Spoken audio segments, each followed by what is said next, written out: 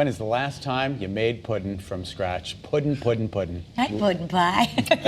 Bob and Danita Sulick from the Mulb in Manchester are here to show us how to make butterscotch pudding with a pecan crumble. Ooh, okay. All right, here we go. No, just box stuff, huh? We're making the real thing. No, it's great. Pudding goes way back, and it's an old recipe. But first, we're going to make a pecan crumble, and we made this the first time a couple weeks ago, and it's really neat, and you can use it on a lot of stuff. This works good on fish. Oh, really? You can put it on chicken. It's not so sweet that it's going to dominate. So Danita's going to put the dry ingredients in the food processor. All right. Flour, Kara's going to help her. Just dump it all right in there. We're going to dump. Flour and some brown sugar and some white sugar. Okay, let me do this. Just dump it all in there.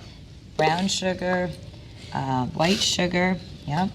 And then you want some cinnamon? Cinnamon and salt. A little bit of cinnamon. All that salt? Yeah. Put the salt in. All of it? No, that's Just a- not. We don't want all that salt. No, not Just all a that. pinch.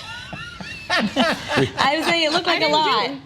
He Thank put that God, there. Kara. Someone sent a All right. dessert back the other night. See, and Bob, I knew. I was like, that's not right. I don't think I should put Thank that God. much in. we made whipped cream with salt the other night at the Oh restaurant. my God. Okay, now, so there's no wet ingredient in there, but you're still processing it just to really blend it. Well, we're going to throw in some butter. Okay. So we'll just. Do we do Okay. that all? Does it matter? No, put about half of that butter in, because I think I made a little too much there. Okay. So about half of that. Okay, And so- that's just going to give it a little bit of, when you bake this, because we're going to put it in this pan, you can either cook it on top of the stove and watch it, and you let it get brown, and you toss it around. Okay. Or you can put it in the oven, 350, 375. We're good. And the pecans are raw, they're not salted. Yep, they're going to cook. There we Simple go. process. Wow, that's Good? really cool. Yeah. Love that. What do you think? That's No? good. Did you, now the butter, was it cold? Does it need to be cold? Yeah, was cold, because yeah. if it's not, you'll turn it into pecan butter. We don't want that. You We don't want want it, that. We want You it want to be it- like okay. See, it's still crumbled. firm. Okay. Am I pulling it out now? Yep, put it right in there.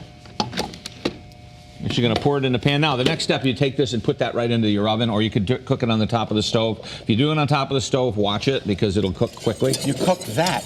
Yes. Yeah, That's it's going to be gonna baked in the oven, so it looks like That's this. going to Okay. turn brown like this. Yep, there's the Okay. final stuff. Yeah. This stuff is great. It's really tasty. Now, the next thing we're going to do is we're going to make our pudding. And what I've got in here, Scott, hand me that plate over there. When you make butterscotch pudding, you got to burn, for lack of a better word, your brown sugar first. That's what this is right here. Now, I put it on a plate to show people what color it gets to, because it gets really, really dark. But you have to get it really dark, otherwise you won't get the butterscotch flavor. Okay. So after we put our sugar together, and the recipe on the website will show you what to do, we're mixing this with milk, and we're mixing it with 3 eggs, Okay. 3 egg yolks. 3 egg yolks. 3 egg yolks, and this has cornstarch and a little bit of milk. So this is what we call a liaison. And we're going to pour this right in on top. That burns a lot of sugar. And that is really all you need to do to make the pudding. We're going to put a little vanilla in. Okay.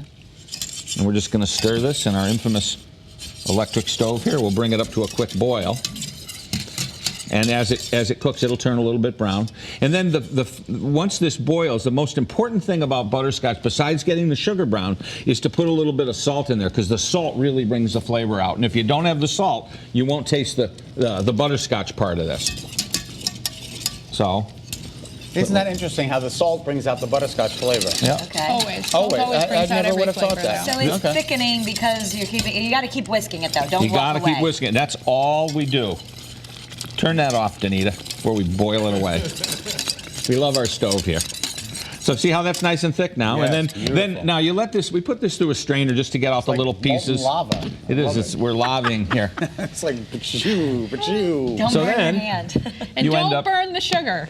But Don't walk away from it.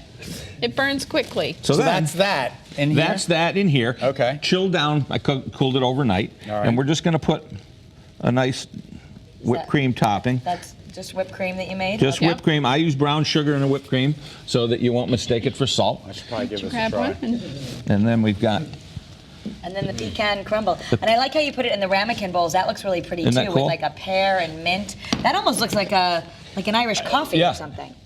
or Guinness. there's a Yeah. But spoon over there. there's one for you.